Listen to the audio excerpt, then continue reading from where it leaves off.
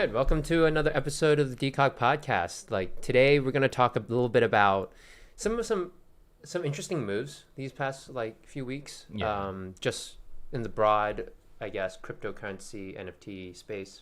There's a lot of like moving parts, and if these things do happen, it's gonna really change how people use money, just in general. How it's gonna change a lot of these things in the future. Yeah, I think so. Yeah. And it's been happening slowly. I think, Yeah. like, obviously businesses have been slowly adopting crypto as a payment method, Yeah. which makes a lot of sense. So, I mean, crypto is perfect for, transferring money like Yeah. across seas and you don't have to go through like Western Union or Yeah. whatever those old like legacy methods are. Yeah. Oh man, I don't trust Western Union. Yeah. I mean, they take a lot of Yeah. lot of fees, right? Yeah. That being said, crypto there's still fees associated with it, but Yeah. there's certain cryptos which are like almost feeless, where you can transfer money Yeah. and you don't have to pay. Like we're talking like 1% fees or whatever. Yeah. I don't know how much Western Union takes. Probably Yeah. like a lot more, but And a lot longer. yeah, and it takes a lot longer, right? That's Like the biggest thing. yeah, and you can verify the transaction instantaneously on the blockchain. So you Yeah. can be like, oh, it went through. It's good. You should have your money now. Yeah. So I guess like why are we talking about this? We kind of wanted to focus more on this one thing. This thing that's happening with Opensea, which is the main market for selling and buying NFTs, right? Yeah. And they are planning to allow people to use Apple Pay and PayPal, like you said, to buy NFTs on their platform, which is a big deal. And they are also incorporate these NFTs into their platform, like Sol NFTs, ADA, and I remember you mentioned something else. Tezos. Yeah. So I don't know if yeah. OpenSea has plans to support those other chains. Yeah. But I know like Sol is definitely one that's on their list. And if I was to predict, I imagine like they're definitely looking into Tezos and Cardano as well. Yeah. Yeah, so ADA is Cardano. Yeah, That's yeah. just the the symbol. Yeah, sorry. Yeah. But I'm so used to calling it that. But yeah, like it's like what are these like what does that mean for artists, right? And I think that's like, it's actually a pretty big deal. It's a big deal. I guess it's a good thing. Like it's a good thing that OpenSea is supporting these other chains. Yeah. Because some people have more concerns about the environmental aspects of running a blockchain, for example, like Bitcoin or Ethereum. People have concerns about how much power it's taking and whatnot. But obviously, that's not the case for all crypto. So some more environmentally concerned artists might be releasing their work on chains such as Sol, chains such as Cardano. And that just means like now they have a much bigger market of participants who are willing to buy and sell this stuff. Yeah. So I think maybe more and more it's less about the particular chain that you're doing this on and more about the different vertical marketplaces that are going to start to pop up. Yeah. So the way I see OpenSea is it's like a big, it's kind of like eBay in the early days, right? Where it's just like that's where you go to get all your shopping done. So OpenSea right now is kind of the place you go to where everybody goes to get all their NFT, sort of stuff, right? It's the main place at least. Yeah. Kind of like eBay was in the day. Yeah. But what's going to happen is it's going to fragment, I think, eventually, where it's just like eBay got so saturated with so many different things. Then you had like other places like Amazon in the early days, which was very heavily focused on just, books. And that became its own marketplace. And they did books way better than anybody else did. That's why you go to Amazon to buy books. Just like, you go to Etsy to buy like this crafty kind of, this very like, just specific. kind of, specific kind of crafty kind of handmade kind of feel sort of stuff, right? Yeah. I think that's going to happen to OpenSea eventually. But this is like kind of the early days of the internet where it's like you just go to one place because you just didn't know about anything, right? Like people don't know about chains. Like, you know, a lot of people out there, just regular people, they don't care about this chain, that chain, like this method of minting versus that method of minting, and this is too much technology to think about. And it simplifies it a lot when it's just like, oh, you just go to, you know, Opensea and you just pay with your credit card or whatever it might be, right? Yeah, I think that's the main thing. It's like, it's sort of the NFT starter kit, the one place where people can go and, you know, like, to be honest, like, even when I was trying to figure stuff out, it would have been nice to have one place to just go and just be in, like, if I wanted to do something, like wanted to buy an NFT, it would just be nice to have one place where I can just look at everything. At least for a starter, that's like great, just to see what the space is like, right? And having like, and you know, there's so many steps to go through for you to buy an NFT. You have to first set up your wallet and all that stuff. By OpenSea, you know, because OpenSea is letting you pay with PayPal or like Apple Pay, that makes it so much easier for people to like transact and, you know, trade.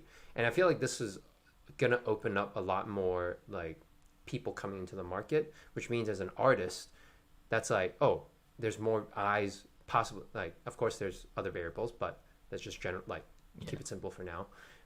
That means there's going to be a lot more eyes on, possibly more eyes on your artwork. Right. And, you know, if you want to make, and that means more opportunities for people to trade your artwork, because there's more, like, it's easier to transact, meaning the volume of people, like, of it switching hands is going to be higher. And because you take a certain percentage of royalties, right? That means each time someone trades, you get royalties. And that's like pretty exciting, right? As a NFT artist, you know, there's a chance for, like, a really good chance of you making, you know, good money from doing art. So I mean, I feel like that's one of the pros of, you know. I think it definitely, like, in a very indirect way. I don't think it'll directly, because you know, like, you still have to market yourself. You still have to have a body of work. You know, the work still needs to be good, all this and that, right?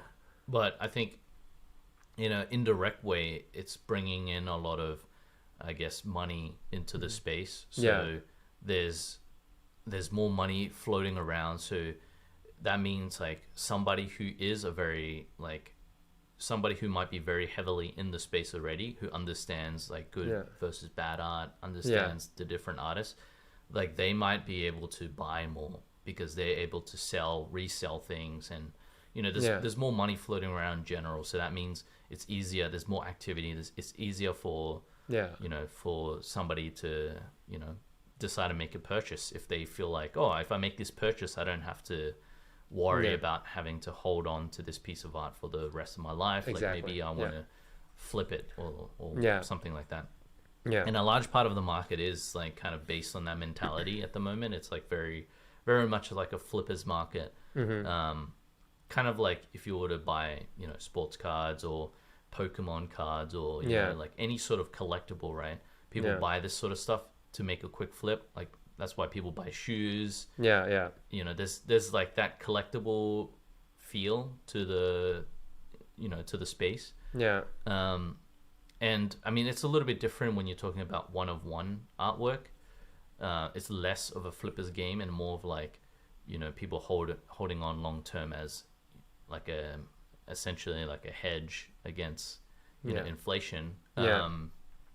But, you know, that's a different story too, right? I think overall, in general, more money coming into the space is a good thing for people who are in the space already.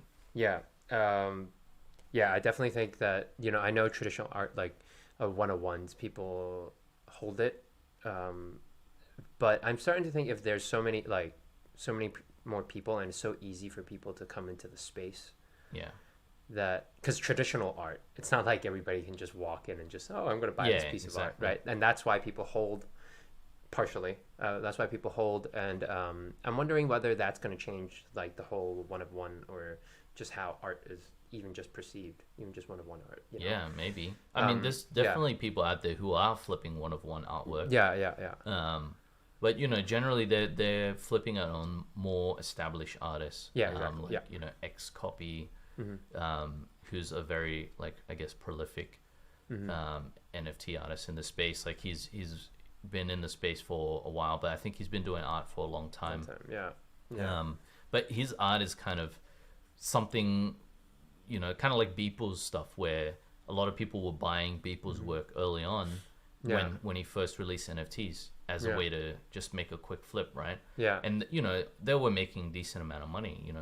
If you bought like one of Beeple's artworks, when he first released it, and you held on till now, you would have made money for sure. If you sell it now, you're gonna make some money. So I think more money coming into the space attracts more people in the game, I guess, because it is kind of like a game in a lot of ways, where when you're flipping this sort of stuff, but at the end of the day, I think whether, like, how, it doesn't matter how people approach the market. If you're an artist in the space and people are buying your artwork, I think we can all agree that that's a good thing for the artist. So the artist can continue to make more art. And focus less on the trying to make money side, and focus a little bit more on the actual art itself. That hopefully in itself would make the art more valuable, so that more people would be into buying the art. So I think it's kind of this crazy cycle where it's it's like the artists who have done well in the space are like almost guaranteed to do even better in the future, because they have that like monetary backing now, and they can just focus purely on the art. And it's like, hey, I need a 3090, like an RTX 3090 card to do some rendering or something on Unreal. I can afford that easy. I can buy a new machine, and I can buy a render farm, or you have all this like money to help support yourself as an artist. You can buy a studio space to paint or whatever. So it's kind of crazy in the sense where I think if you're an artist getting in, you kind of really need to establish yourself still. But maybe having more money in the space is going to help the little guys as well get their first sale, help them on their way to kind of making more art as well. I mean, I guess that becomes like more of the details about like where you are in sort of the hierarchy, like the competition and hierarchy of artists. But at least as an artist who, before, let's say if I posted like a piece of animation, I only posted it on I posted it on Vimeo and like maybe ArtStation, and that's pretty much it. I don't get anything out of that other than hopefully maybe I'll get some eyes on it, and if I get a like, great. But now, like, because it's so much easier for people to, buy and sell art. It's like, why not, give it a shot? I think so. And I think another thing like that kind of that like I was thinking about is a lot of people during the first wave, there was like that initial wave of NFTs. It was kind of like just when I think Beeple blew up, or maybe it was like a little bit before that, or it was around about that time when I think a lot of people tried their hand at NFTs and they just didn't get anything. They didn't get any sales. And they thought, oh, maybe my art's not good enough, or I think what they were probably missing was the whole marketing side. Like you still need to market yourself. You can't just make good art and expect people to discover it, right? But to me, get in front of people. Like to me though, like as an artist, if you're like creating decent art, you already did the hard part. You just need to market yourself. You're gonna market, I mean, maybe to some people that's the harder part. Then I feel like for some people it's probably harder to market themselves than it is to do the art. It's just like a different brain, probably. I feel well, I guess it's different for each person, but I definitely think because art is so. I mean, marketing is time consuming. Getting the following. I mean, I think I'm experiencing it right now. I've been at a plateau, but I understand that. But it's almost like I don't know. It's just like art coming up with it. It's so abstract. Whilst marketing, there's like certain. It's very clear. Very clear, tangible stats that oh, this doesn't work. Try this. Whilst art, it's like it's super subjective. And like. What is good art? Exactly. That's a different. That's a whole different topic. I think the thing is though that the people who came in early on, like after that initial wave. Yeah. And I've heard this story so many times, right? It's like, oh, I put my artwork up on Opensea or whatever, and it didn't get any sales, and it's been months, or put it on, Foundation or whatever, and nothing happened. And then they just gave up. I think that's probably like a good 80% of the artists who tried their hand at NFTs. They just went in, it didn't work, they gave up, and they went away.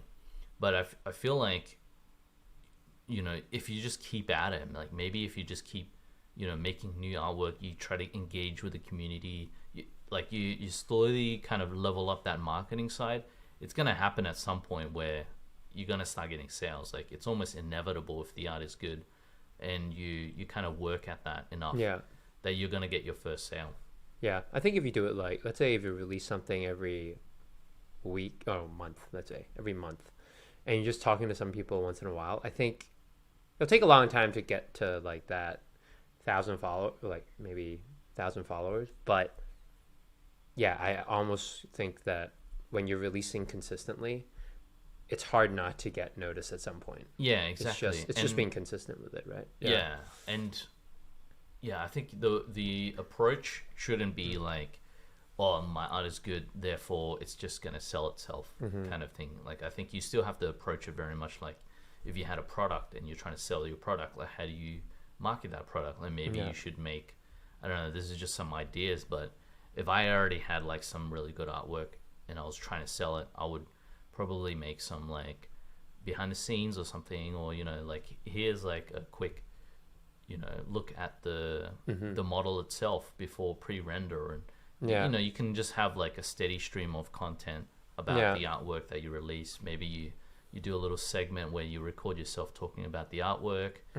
I don't know, those are just some ideas. Anything like that. To try to like get more like hype around the artwork itself, so that someone's like, oh, okay, I understand the purpose, I understand what this artwork's about, I understand like the meaning behind it, and the value of the message or whatever that the artwork has. But I think a lot of people who just gave up should probably just keep trying, rather than just giving up. Especially now that the money's coming, with Opensea kind of opening the doors for the like more mainstream people. And like I'm sure people out there have heard about NFTs and they're just like, how do I get in? Like I don't have the time to figure out like what all these different blockchains mean. I don't have the time to figure out like which platform to go to. I don't have the time to figure out which artist is good and whatnot. They kind of just want to have like that really easy one-click solution. Exactly. Go to this one place, look at some art, like that looks cool, it looks like it's selling well, I'm gonna buy some and I'm just gonna hold on, or I'm just gonna buy some because I like the artist.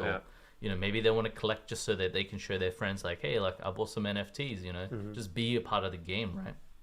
And I think the barrier for entry was it was a bit high. Like I don't think it's that high if you have the time. I think for those who don't have the time and don't have the patience, it's quite high because there's so much learning you need to do ahead of time. But now it's almost like like you said, one stop shop kind of thing, one click, you're done. It's almost like that, like it's like the buy now in Amazon. Yeah, like, exactly. And it was kind of like when like the early days of eBay where it made it so easy, and you felt safe. You're like, oh, I'm not gonna get scammed or something like that.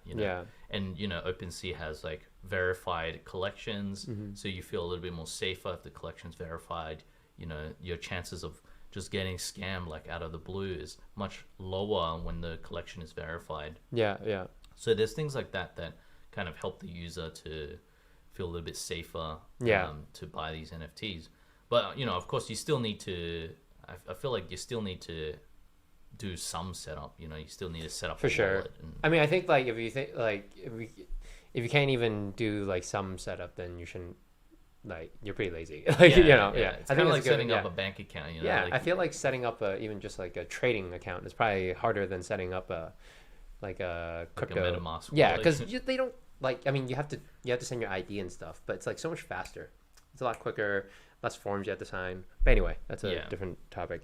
But yeah, like it's great that OpenSea is incorporating like these different payment methods that make it easier for everyday I guess traditional investors to come into the space, right? But now, like, let's talk about a little bit about how what does incorporating other chain, like sort of like, let's say incorporating Sol NFTs, what does that mean to I guess the artist? Like, what does it mean when they come into Opensea, into the space? Yeah. So I know there's some artists who are very much in the Sol ecosystem. We know like a ton of them who have even like changed from like Ethereum over to the Solana network and have been doing really well. Yeah. You know, there's been a lot of what they call investment DAOs. So there's these art DAOs, which is like a decentralized organization run by just a community of people.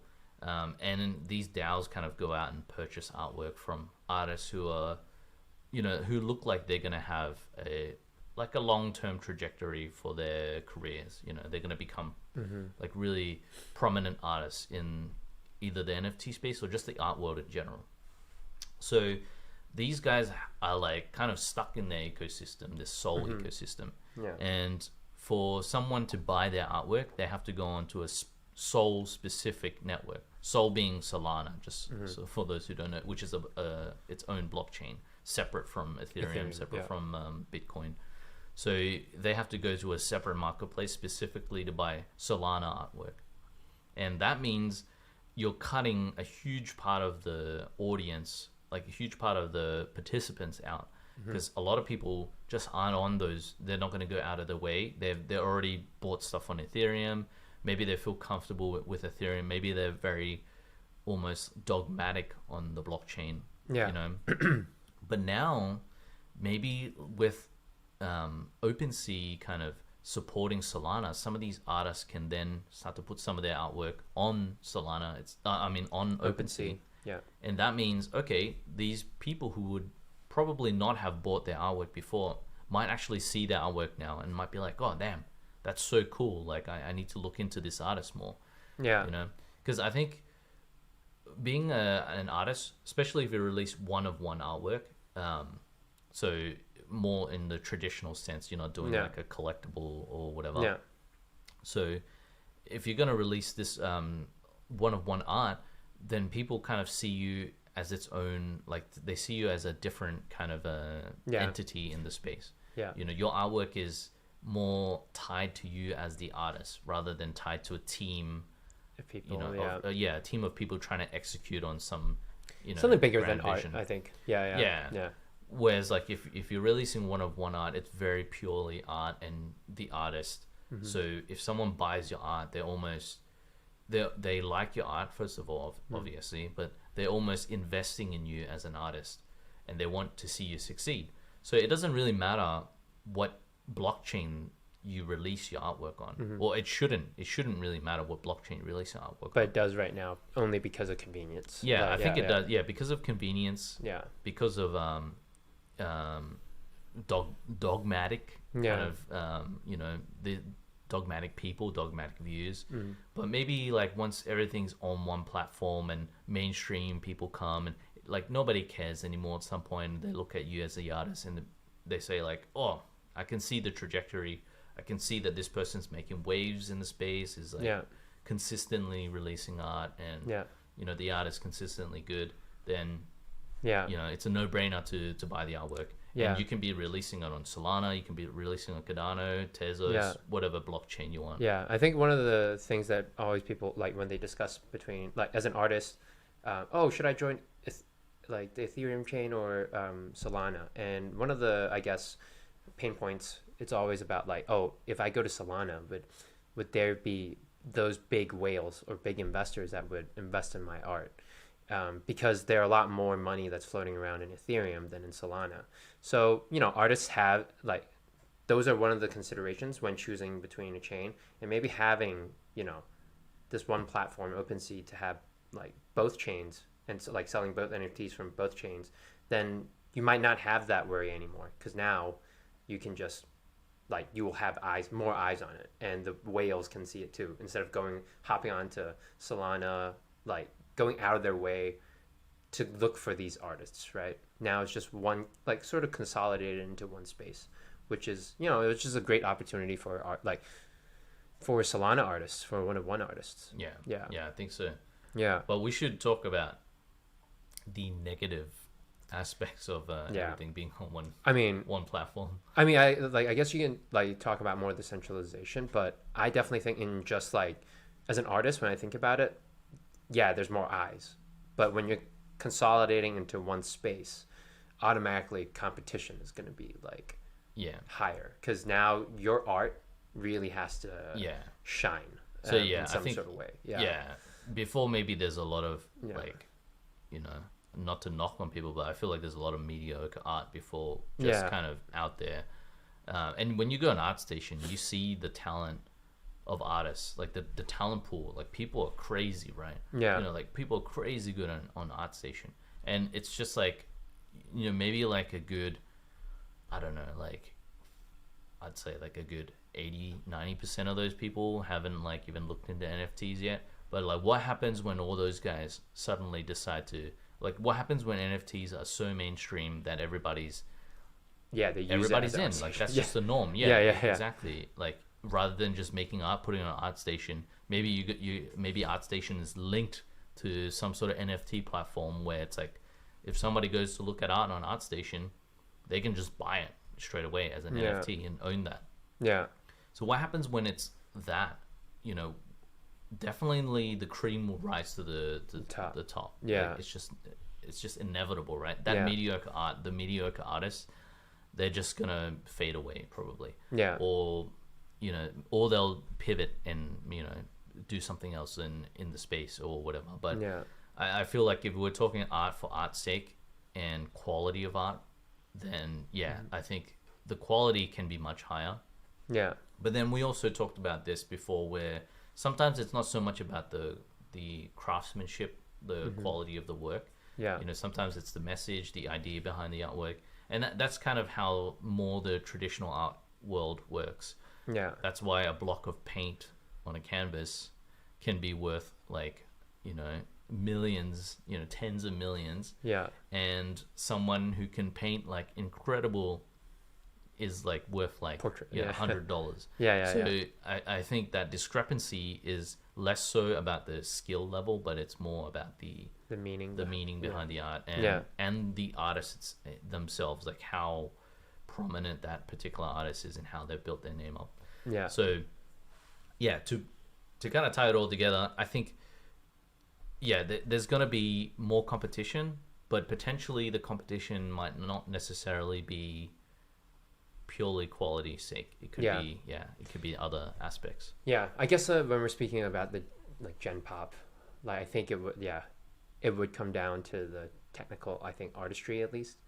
And then when we start talking about like, you know, the whale collectors, then so maybe there'll be like a multitude of different type of collectors out there, like the middle collector, where you know you have some money and you want to collect art. You're gonna collect the stuff that looks the coolest, right? That you feel like that is objectively good. And then, you know, of course, the higher you go in the art world, the more subjective and the weird things get, and it's a lot like, I don't know. It becomes a lot more. Becomes a lot more, even more subjective and a lot more vague. A lot more vague in terms of what's considered good art. So and maybe not in the best way. Like, I think a lot of people hate the art world because of that, because it's so you know, it's so subjective, and it just seems so like disingenuous in a lot of ways. It's like, why does this person deserve to have like their artwork valued at this? When they can't even paint a face, for example. It's know. But I don't know. I feel like it's going to be a mishmash of you know, of things. And I definitely see, like, you know, as much as, you know, more money's coming in, it's also like, you know, there is a probability where it becomes like ArtStation, where there's so much artwork that each piece of art now that you do isn't worth as much. You know, so we don't know how this is gonna like sort of play out, but you know, there's you could earn, like, I feel like people can still earn, like, make decent money like on it in the short term, but when more people come into the space, like anything, I think things would just get watered down or diluted. Yeah. But yeah.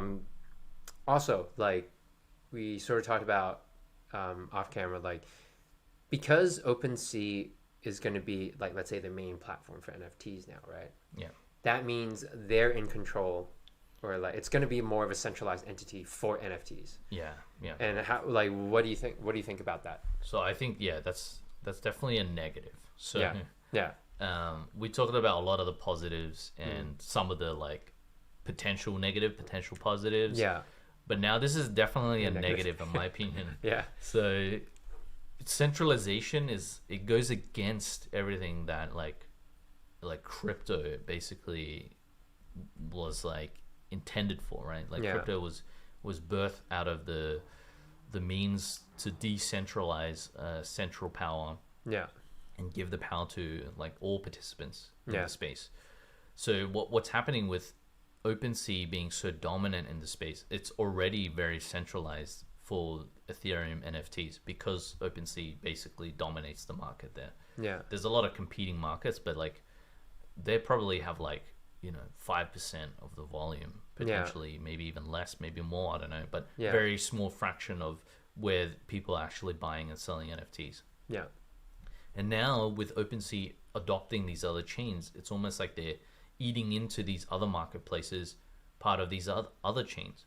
So what happens when they centralize is like a whole host of things can go wrong. Like what if they decide to ban you as an artist because they think your artwork is too provocative or whatever. Yeah. If they have like terms and conditions and they're like, oh, no provocative art, no art that incites violence, etc. Yeah. There's some gray area there. Like how do you define what is provocative or like insightful, like inciting, like violence inciting content?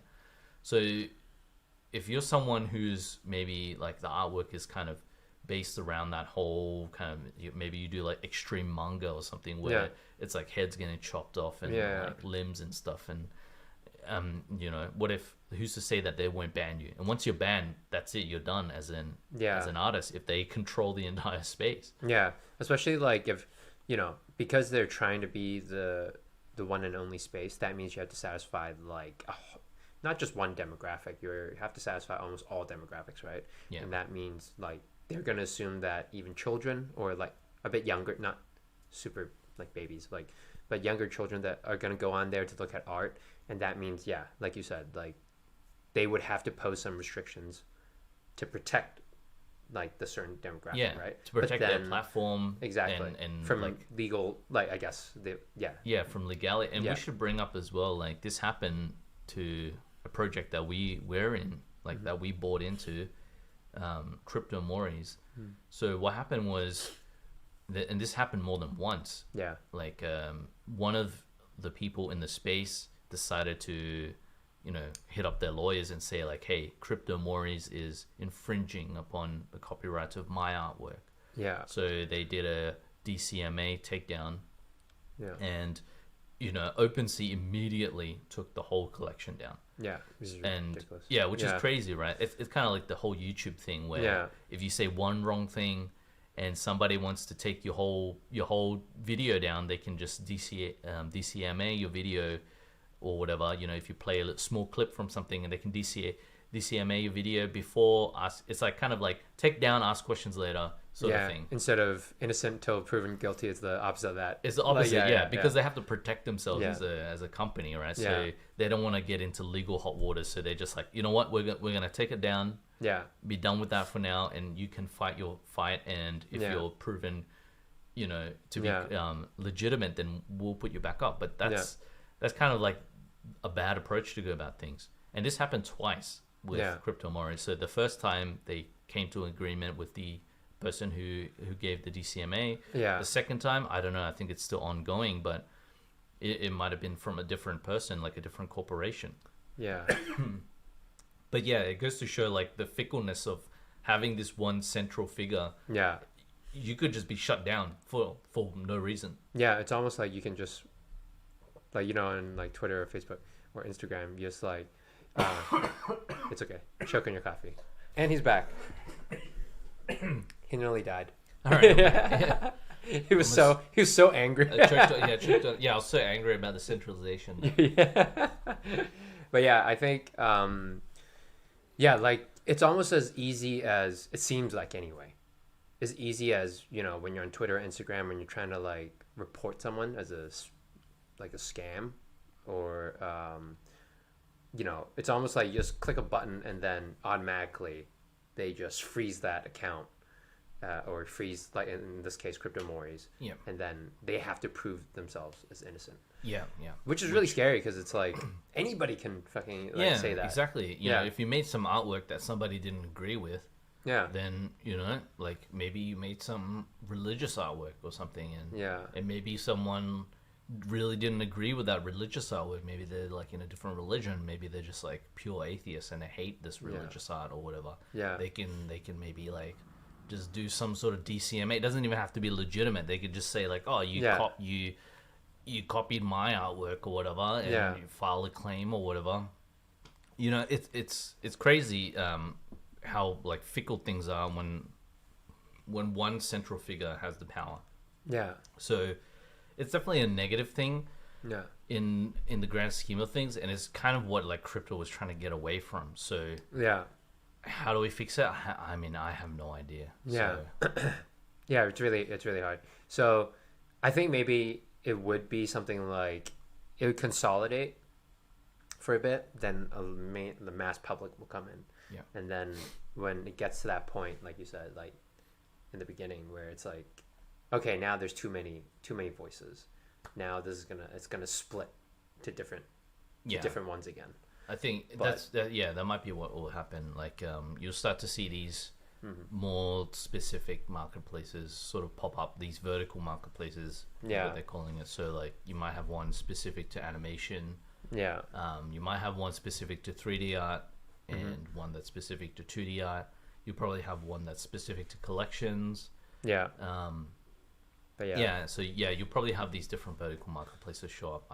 At least I feel like that could be a natural thing. Yeah, that happens. But right now, I think it's just there's not enough people in the space in terms of the whole world, right? Yeah. So right now, this is a good way. Like it's a good time, and a good way to get people all to just use or get used to the idea of NFTs and crypto first, and then I think this is what Opensea.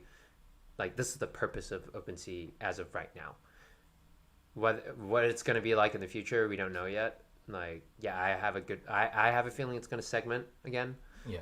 Spread back out like now. Yeah. But right now it's just trying to gather. Yeah, it's trying to get more people. Yeah. I think it's a good thing in the short term, like having more people enter the space. Yeah. I think naturally, like once you start getting into, you know, it's kind of like a gateway, right? Yeah. Like, you get in here and then you realize like, oh, maybe I should learn a little bit about like crypto. Maybe I should learn a little bit about the ethos of Web3, and you start to like dig a little bit deeper, and then you start to learn like, okay, centralization is not a good thing. So if there's another marketplace that pops up which is doing something really well, and it's really pro decentralization, maybe I'm going to support that marketplace. Yeah. So I think the more people that understand the ethos of like Web3 and all this sort of stuff, I think naturally it's gonna just segment again. Yeah, exactly. Cool. And with that, I think we've covered everything we need to cover for about this topic.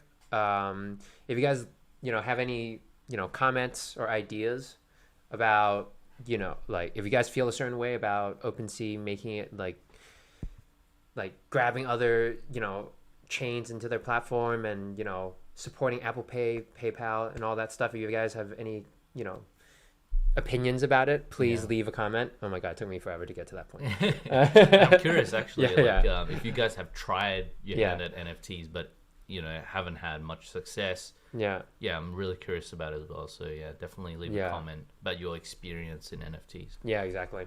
And of course, like the video, subscribe, and we will catch you next week. Peace. Thanks for watching or listening to our content. If you like what you saw, feel free to subscribe to our YouTube channel. Thanks again. Peace.